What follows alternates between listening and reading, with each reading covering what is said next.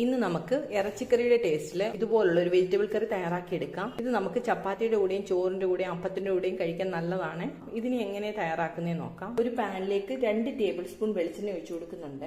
1 cup സവാള, 2 പച്ചമുളക്, 1 തണ്ട് കറിവേപ്പില, 1/4 ടീസ്പൂൺ ഉപ്പ് ഇത്ര ഇട്ട് കൊടുത്ത് നന്നായിട്ടൊന്ന് വഴറ്റിയെടുക്കണം.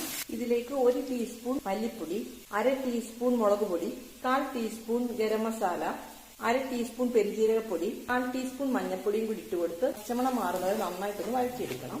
ഇതിലേക്ക് 2 ഉരുളൻകിഴങ്ങ് അരിഞ്ഞതും കൂടി ഇട്ട് കൊടുക്കുന്നുണ്ട്.